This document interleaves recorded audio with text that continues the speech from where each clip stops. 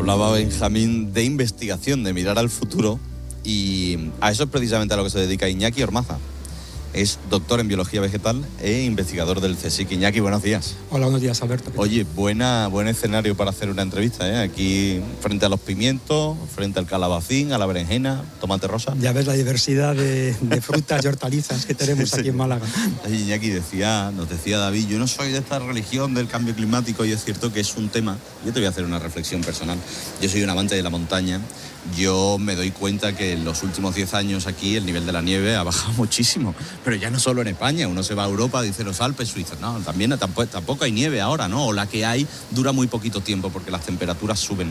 ¿Qué es lo que ocurre? Que yo tengo cierta sensación de que al final el sacrificio para lograr un cambio se centra o se pone en el foco de algo, ¿no? Y yo me cuido mucho de decirle a Paco o a Manoli de que tienen que comprarse un eléctrico cuando no tienen dinero para comprar un buen tomate, cuando la incidencia que tiene sobre el cambio climático España, los coches o tal, pues igual sin el compromiso de India, de China, de Estados Unidos, cae en saco roto. No sé qué reflexión me puedes hacer sobre esto. Pues mira, yo estoy muy de acuerdo con lo que comentas, pero yo creo que lo primero que tenemos que tener en cuenta es que el cambio climático existe, y tú lo has visto.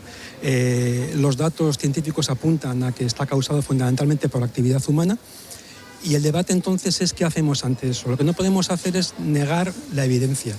Hay otros temas científicos que pues a la ciudadanía le cuesta más entender, pero el cambio climático es que es abrir la ventana, ¿no? Como tú dices, tú vas al monte, yo también, y ves que han cambiado las cosas, ¿no?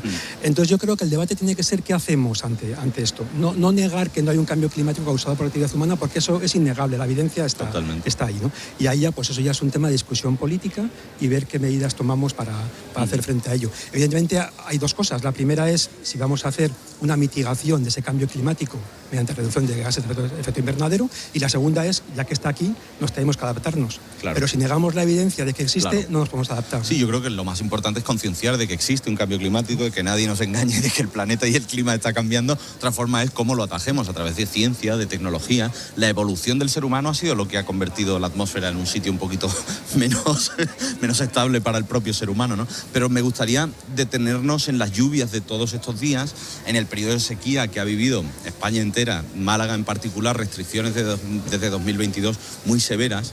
¿Cómo han afectado las lluvias de estos últimos días al campo, a las cuencas? Hombre, realmente estábamos en un punto crítico. Ya en muchos casos, como han comentado los compañeros agricultores anteriormente, de no retorno, de arrancar plantaciones de frutales tropicales, ¿no? Entonces realmente esto ha sido una bendición porque nos enfrentábamos a un año muy duro, ¿no? Esto nos da un margen. También yo creo que es bueno que nos da un margen para reflexionar con tranquilidad y ver qué hacemos, porque hemos pasado por estos periodos de sequía extremos anteriormente, y siempre me acuerdo yo, cuando llegaba la sequía extrema, estábamos al borde del abismo, obras de emergencia, actividades de... Bueno, lo hemos contado hace nada, ¿no? Hace 2 años. Tenemos por delante 1 o 2 años para hacer las cosas bien, y no vamos a hacer cosas de emergencia, vamos a hacer cosas sostenibles, ¿no? Y hacer las cosas bien pasa por, a lo mejor aquí en Málaga, en la provincia, tener una desaladora que permita que en periodos de sequía el campo tenga agua. Evidentemente, o sea, en zonas costeras yo creo que la instalación de agua marina es un bien que hay que utilizar. En Málaga y en otras zonas costeras lo que se ha hecho hasta ahora ha sido depender únicamente del agua de lluvia, bien en pantanos, claro, o bien agua subterránea. Oye, tenemos que hacer un manejo global del agua disponible, y en ese manejo entra el agua de lluvia, por supuesto, entra el agua desalada y entra el agua regenerada de depuradoras. Bueno, Israel es un gran ejemplo, por ejemplo, ¿no? Lo que no puedes es depender solamente de una fuente de agua, porque entonces cuando tienes situaciones como la actual, estás vendido. Claro. Y aquí déjame terminar con una cosa que me llama mucho la atención, porque tenéis, no sé si es en el CSIC, pero tenéis una finca de cultivo experimental. Bueno, sí, yo trabajo en el CSIC, es un centro de investigación que depende del CSIC, la Universidad de Málaga, se llama el IHSM La Mayora, que está en Algarrobo y también en el campus de Teatinos en Málaga, y tenemos una finca experimental de 50 hectáreas, que es única en Europa y en muchas cosas única en el mundo.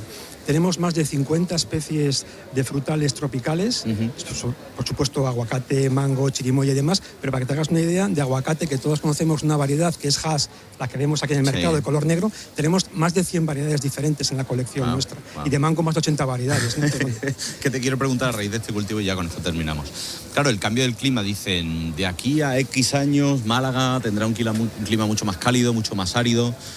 ¿Y debemos seguir produciendo las mismas frutas y verduras o a lo mejor hay que ajustar al cambio del clima el tipo de frutas y verduras que a lo mejor pueden entrar a producirse y que no se producen ahora mismo porque no existe ese clima? Bueno, todo eso ha ido cambiando con el tiempo. De lo que vemos aquí, en este mercado, prácticamente casi nada es originario de Europa. En algún momento se introdujo como algo exótico. Bueno, de hecho, el pimiento, el tomate, el limón, o sea, todo ello, ¿no? Sí. Entonces, eso va cambiando con el tiempo. No sé lo que pasará en el futuro. Lo que sí sé es que tenemos una ventaja actualmente de ser el principal productor de frutas tropicales de Europa, con una producción de frutas de kilómetro cero. Y yo creo que hay que hacer los esfuerzos necesarios para que el agricultor le sea rentable y podamos seguir siendo eso. En el futuro ya veremos cómo van las cosas, ¿no? Pero yo creo que ahora la apuesta debe ser por intentar que los cultivos tropicales en la Axarquía malagueña sean rentables. ¿Cómo disfrutar la conversación contigo, Iñaki? ¿Te parece si dividimos nuestros caminos y seguimos dando vuelta por el mercado? Venga, por supuesto. Que tenga buen día. Venga, hasta luego. Igualmente. Chao. Chao.